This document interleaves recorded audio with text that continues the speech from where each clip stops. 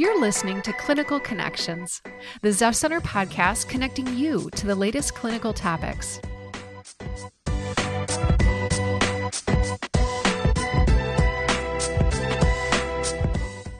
Welcome back. We're happy you tuned in. Today's episode focuses on our MOMS program, which is specifically designed to support pregnant and postpartum women who are either in recovery or working towards recovery from opiate use disorders. Through funding from the Ohio Department of Behavioral Health, Zeph Center is expanding access to these services through the Maternity Journey program, creating new opportunities for family-centered, evidence-based care that helps mothers build healthier futures for themselves and their children. For this conversation, we're joined by Laura Anglim, Mirisa Castellese, and Bobbi Constantinoff, members of our trauma-informed care team who work together to address the unique challenges women face during pregnancy, postpartum recovery, and beyond.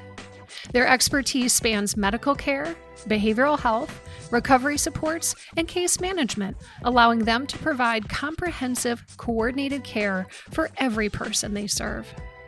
Together, we'll discuss the importance of reducing stigma, breaking down barriers to treatment, and connecting women with the resources they need to thrive.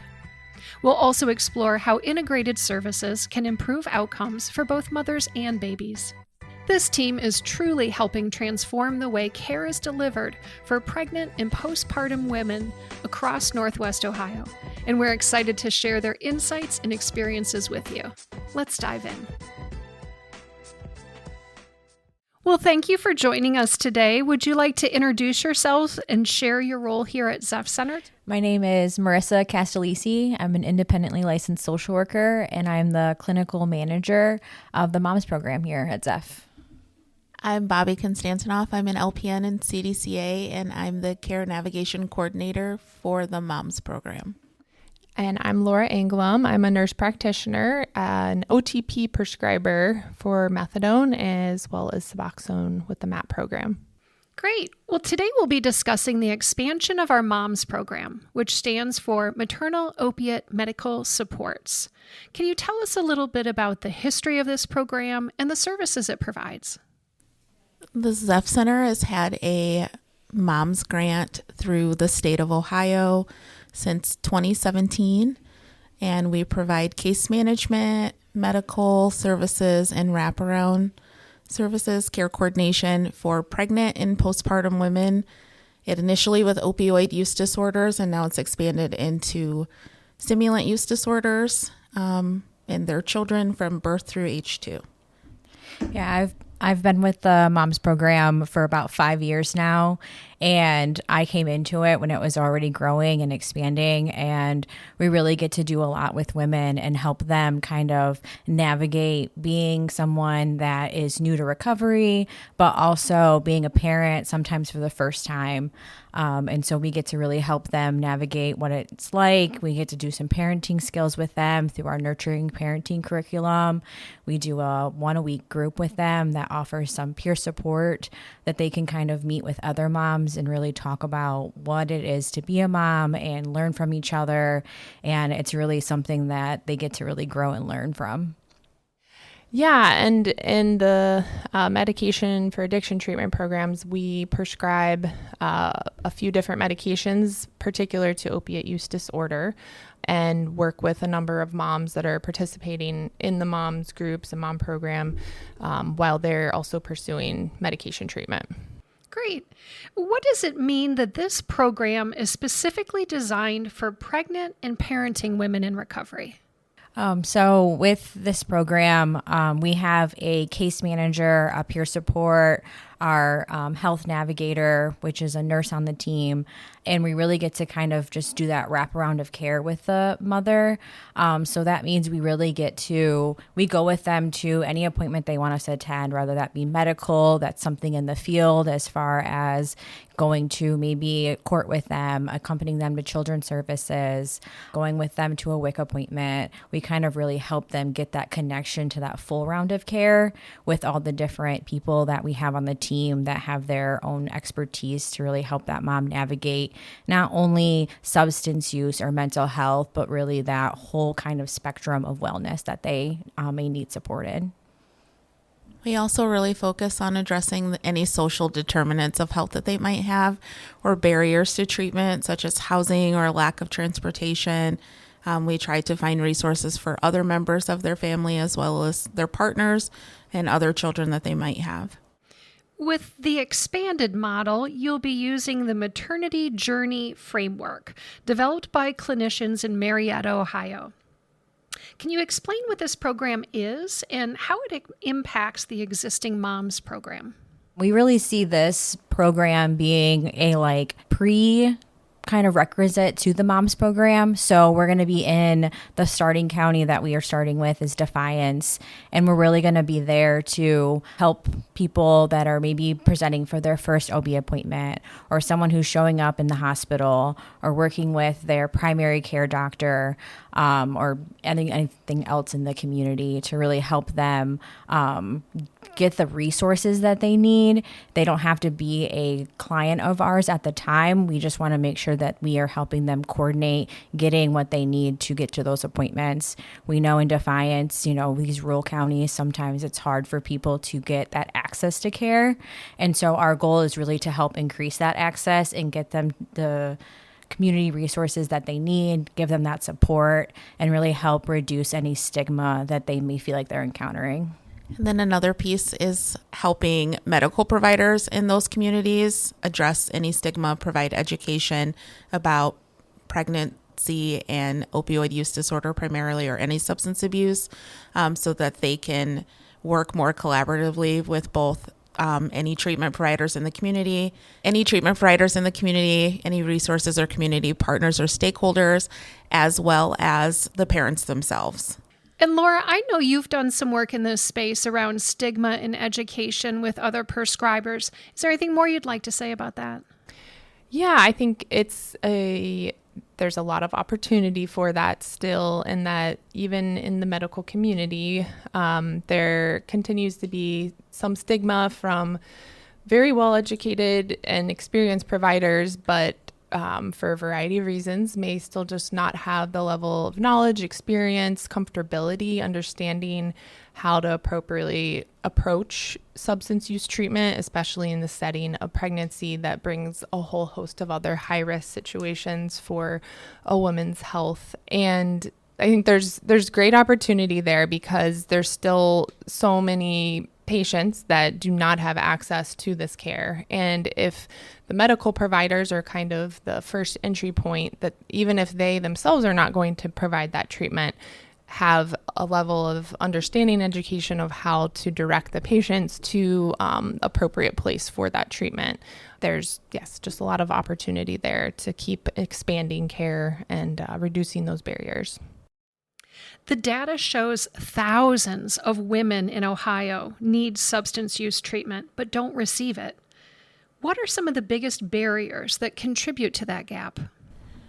I think a lot of women don't seek treatment, especially if they have custody of their children, because they don't have anyone to keep their children while they are engaged in treatment. I am noticing with going around in Defiance County right now, a lack of access, like different access points to treatment. A few weeks ago, I met with an OB provider down there, and they just seemed to feel that they didn't have any women with substance use disorders that were pregnant. And so I was just like, well, where do you think they're going? I feel like for sure with the state of rural healthcare and just hospitals closing, and then maybe the hospital's open, but there's no labor and delivery unit anymore. It's just becoming harder and harder for women to access care when they're pregnant. Yeah, and sometimes we see that the providers are doing what they can do out of their scope, but they don't know how to connect people to the next step, or they don't feel like that's something they can do. So they just hope that they find that next place. And so that's really where we want to come in and help them make sure we're doing that connection and getting them that access to care and following up, and then helping them answer those questions. I mean, if anyone's ever been to an OB provider, sometimes they ask you a lot of questions and you're not really sure what to say. And then you think of questions questions later about, oh, I should have asked this, or I'm actually worried about this. And so we can kind of be that connection to help, answer those questions and have, encourage them to ask their provider those questions, and that there's no wrong question to ask when you're sitting with your provider. I think that fear is certainly a major barrier in many cases. Fear, if they already have children, that those children could potentially get caught in the legal system if they were to disclose their substance use, or the child, if they're pregnant, if it's their first child, and not having any, understanding of how that might work if they were to tell somebody about where they're at with their substance use. And then fear also, and not understanding what treatment might be available and then what that would look like, or that they may have to involve other family or friends. And again, going back to some of the concerns about stigma, sometimes hiding something and not having everyone, understanding that, and being afraid that they're going to be judged on a personal level about that being more open if they were to pursue treatment. So why is this such a critical time in a mother's life to intervene with support and treatment? I think this is a very critical time to intervene because it's not only the mother, it's also the child. So you're looking at two different person's health and wellness. It's also an opportunity where a woman might be more motivated to pursue, taking better care of her health if she's pregnant and has the motivation to, or additional motivation to want to take care of herself better so that she can, provide a safer birth and then care for her child once they're born. And so kind of taking that opportunity where they also may be more engaged in the healthcare system, where they may, if they're very young, they may not have had a lot of health needs previously. And this is kind of their first maybe opportunity that they're meeting with a healthcare provider, building a relationship, having that trust on a personal level, especially if they're younger and it may have been maybe more through their parent previously. This might be their first opportunity to kind of build that relationship on an individual level. Yeah, and really like a big goal is to have like a healthy birth outcome. And so the sooner that they can engage and get that wraparound of care and that treatment, the better that they can have that healthy birth outcome for themselves, but also for their baby, regardless what they choose to do to parent or not. We really want to make sure that they have that healthy baby and are able to make decisions that they will be okay with no matter what they kind of choose throughout their journey. I think another critical period that we often overlook is the period immediately following birth. A lot of women tend to disengage from treatment, and I think that the MOMS program really focuses on keeping them engaged through that, what we like to call the fourth trimester, so that 3 to 4 months right after their postpartum, kind of helping them if they end up having a negative outcome or what they perceive as a negative outcome, whether they have CPS involvement or, they lose custody of their child temporarily, keeping them engaged so that they can work those case plan services, continue to remain abstinent, talk about harm reduction if they should return to use, and other things like birth control, safe sex practices, safety planning, whatever we have to do to kind of keep them in a point of stability like they were when they were pregnant. We see a lot of women that engage very heavily during their pregnancy, and there tends to be a little bit of a drop-off period. So we've really focused on that period right after birth. That's great. And this funding supports a wide range of services, including behavioral health, OB care, pediatrics, primary care, and therapy. Why is this connected care so important for this population? Because really, moms or even just people that are coming into recovery, they sometimes need a lot of that extra assistance and help on how to navigate all of these different things that are happening. And sometimes we want to focus on just the substance use or just one piece of this, but really we want to help that entire person. And when they are going through their substance use recovery, they may also have these mental health symptoms that are coming up. And we want to make sure that we're treating that entire person to really help them be the best parent that they want to be for themselves. But also some have had parents themselves that were of substance use. And so they want to do things differently. And so our goal is really to help them see what that path can look like so that they can really be that nurturing parent that they really want to choose to be. What does family-centered care look like in practice for a mother entering treatment? I really feel that in order to treat the mom, we have to be able to treat any of her support people, whether that be with peer support, family therapy, making sure that she understands the importance of prioritizing healthcare for not only herself, but her children as well. Making sure that babies that might have been impacted by neonatal abstinence withdrawal, that we have to make sure that those babies make those special care appointments, especially if they were treated with medication while in the hospital, spend any length of time in the NICU, making those referrals to Help Me Grow. All of that focuses on the family. DV services, parenting classes, nutrition, making sure you're getting to your WIC appointments and that you and your baby are fed and we have a place to sleep. Like all of that impacts mom's ability to remain abstinent and remain engaged in any kind of treatment, addressing any postpartum depression or anxiety that they might have, encouraging medication should that be recommended, and just making sure that they're linked to all the services and resources that they need. Can you walk us through what a woman might experience when she first connects with this program?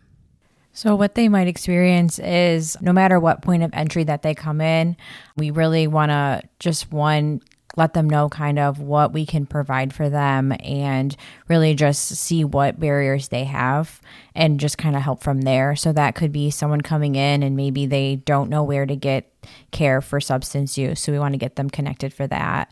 Maybe they have a substance use provider, they're seeing a mental health provider, but they are struggling with food every day. And so we want to help them get connected to those services and help them make sure that they have some meals to be able to provide themselves. We could walk them through, maybe they're struggling with housing or paying for certain essentials. And so we're helping them with that budgeting piece and to help them really get connected to how to sustain themselves long term and be able to do it with little to supports in the future or whatever kind of supports they may need. We really just want to be that person to kind of be that support for them and then help them find other supports that are in the community, connecting them with other moms and really feeling like they have some safe people to talk to. I think there's a lot of fear and anxiety that comes when they first enter our program. I spend a lot of time during our intake with them explaining the process and also using non-judgmental approach of I understand, that it might be really nervous right now and I'm not here to get your baby taken away. I'm here to make sure that you're able to keep and parent your baby, whatever that might look like. Talk about whatever the barriers to treatment might be and a realistic approach of how you could actually accomplish your goals. We try really hard not to recommend too many things in the beginning because there has to be a level of buy-in, right? So sometimes in the beginning, we're simply just we're here to help with whatever you need. This is what case management is. Should you need it in the future, here's who your case manager is going to be. I'd like you to meet with that person and you can discuss at length what you need. And then we just kind of go from there. How are services like MAT for substance use disorders, OBGYN care, and mental health treatment coordinated together? Really, we just try to use that open communication approach. So if the mom is wanting us to communicate with these providers, then we're going to. So that could be a phone call, that could be an email, that could be a formal meeting where we're sitting down and kind of coming together to make sure that we are hitting the goals that the mom wants and the things that will help her kind of achieve that full wellness. But it's really some informal, some formal types of communication and really putting that client or that mother in the driver's seat. They're going to let us know how they want us to communicate, how they want us to share that care coordination because they're the real driver of this whole treatment. From our end, if they are involved in treatment with medication, then it's, us having an awareness of who else they are involved with on their treatment and care management team, and being aware of, upcoming appointments, checking in with them if they are, have been able to maintain those. If there's any issues, they haven't been able to make it to different appointments or to see different providers they may have been referred to, and trying to just kind of keep in touch with other members of the treatment team if there's any issues they're encountering, to kind of keep that communication and seeing if there's anything we can do as a team to reduce those barriers and help them overcome some of those challenges. Great. What role does your team play in helping women stay engaged in care and removing barriers like transportation and housing or childcare? This is where our case manager and peer support really come in for this, because they can be that person where if someone has their own vehicle, we can provide gas cards to help them get to treatment and help them kind of reduce that barrier of gas prices, because we know they're very high right now. And we're able to drive them to their appointments and take them to their appointments. We have vehicles able to do that. And so sometimes it's really just telling us what that barrier is, and then we're going to help accommodate it as much as we can. I think we've done a really great job at also collecting community partners. And so if it's not something that we can handle within ZEF Center services, we're able to refer that person out and still keep them engaged and collaborate with someone in the community to just make sure that all of her needs are being met. What does success look like beyond treatment completion for families in this program? Success can look like an array of different things in this program. For some people, it's being able to take their child home from delivery. Sometimes we have women in the program that this is their first time being able to parent from when the baby's born, because maybe they had other children removed from their custody.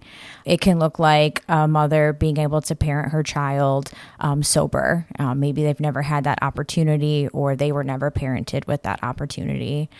Sometimes it can just be helping them really feel like they have that stability and that ability to parent, with being able to feel like they're not just kind of living from day to day, but they have some stability in what that looks like for them. I think success could be staying engaged after you deliver your baby, getting a job, getting your GED, finding stable housing, leaving an unhealthy relationship or situation, staying on your MAT, getting on psych meds for maybe the first time ever, engaging in other services outside of the Ashland location.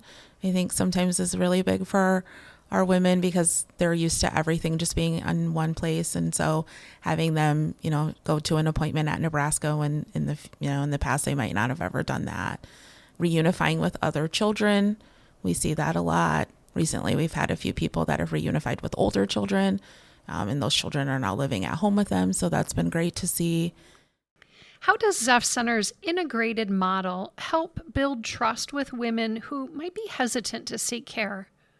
I think that our ability to have so many different services available through ZEF, or if they're not, to have the people that can help that person or patient feel confident seeking outside care, because we have a navigator to help them do that, not by themselves. And I think that when they have a positive interaction with one of our members in our care team, that starts to build, maybe they've had a lot of negative experiences with the healthcare world in the past, and if they have one more positive experience and they start to build a relationship with that person, that can help kind of provide a bridge to the next level and layer of care, and knowing that they have maybe that original person kind of on their side to help see through those different pieces or physically get them to those appointments, that helps them kind of slowly build some of that confidence if they haven't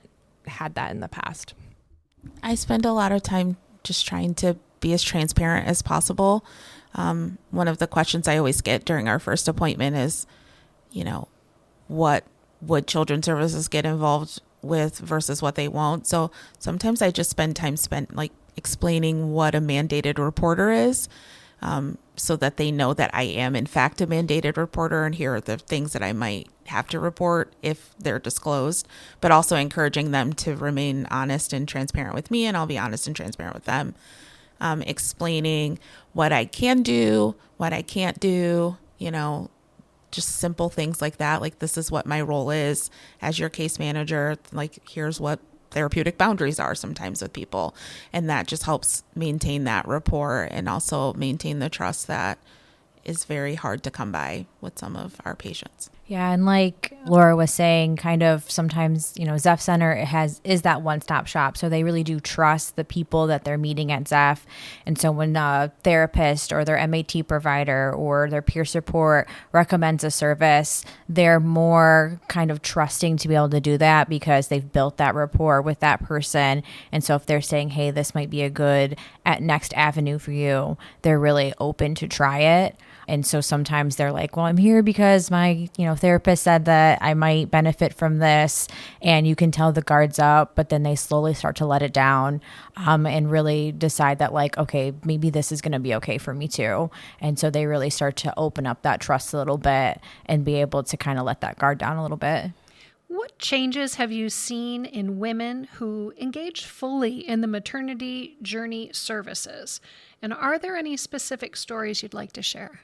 So with maternity journey specifically, we have not quite started surveying clients yet, but with our moms program, we've seen so many different things. We've seen a mom be able to, she had older children, but she never got to see them take their first steps. And within, she had a second child, and she was engaging in the moms program and got to see her child take her first steps for the first time. We've gotten to see moms really be able to parent children for the first time. So maybe they've had a few other children removed from their custody, and they got to take someone home, take their child home from the hospital and continue to parent without any children's services involvement and really see them thrive. We've seen them get jobs and take care of their mental health and go from someone that was scared and really had this guard up to someone that is like flourishing in their life, and really that happiness that you start to see them have. Last week, someone showed me photos of their teenager's bedroom that they decorated. They had recently reunified, and so that was really cool to see the hard work that she had put in, and that her teen actually liked the bedroom, so that was like a win. I've had people go on to school and get to work in a field that they had always wanted to, having people like get their records sealed, like things like that, and just being able to move forward and like really truly parent.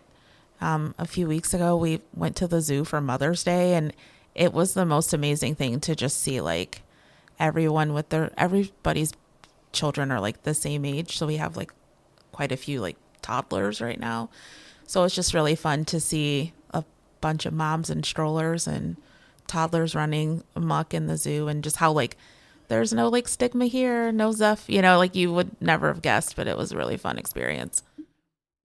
I think in a general sense, sometimes the patients that we've interacted with, it's seen the progression of like a focus on, really how they're feeling and like physical symptoms, a lot of big challenges, and just kind of surviving and getting through that to a mode of where they're, able to have a more successful relationship, thinking about the other aspects of their life and what they want that to look like. And obviously things like finding full employment and getting to, just keep building a lot of those things that seemed very far out of reach from when they initially came in, or weren't things they were even talking about, that have become their main focus. So what would you want the community to understand about substance use disorders in pregnancy and in recovery?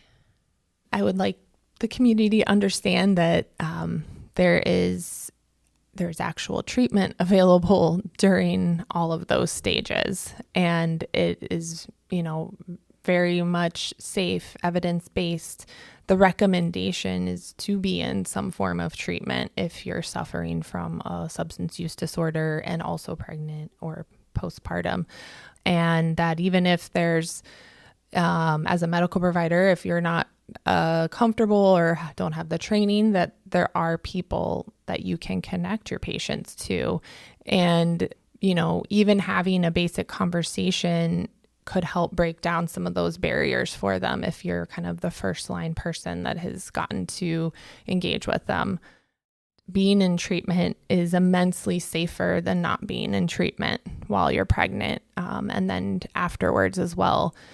And, reducing, again, that stigma, approaching it through a treatment perspective where that may be a more graduated process, but it's safer and it's monitored and it's managed versus the idea of just someone needing to abruptly try to stop everything that they're doing, which could end up creating actually more unsafe outcomes for them and the baby. And so really, again, knowing that these things are available, and even if you're not, the one who can do that for them, making sure you're, looking out to some of us in the community that are there that can do that with those patients. Yeah, and I really want to emphasize what Laura's saying, because it really is about, if they're sharing with you that they are pregnant and maybe also using substances, that takes a lot of trust to be able to share that, and a lot of courage to say that sometimes. And so being able to just listen to them and really just connect them to the Zeph Center, connect them to a program that can help them to be able to kind of navigate that, especially if, sometimes we don't always feel so confident to be able to do that or know what to say, but just being able to listen and then provide them with that next step can do a lot more for them. How can our listeners learn more about this program? If they're interested in learning more about this program, they can always go to our Zeph Center website, and in the search bar, they can type in maternity journey or mom's program, and they can directly see information about the program. And they can also self-refer someone themselves, or if that person's open, they can put in a referral right in, and it will come to us, and then we can reach out to that mother and provide them with whatever type of care they are interested in. Great. Well, I want to thank each of you for joining this important conversation today. Thank you so much for having us. Thank you. Thank you so much.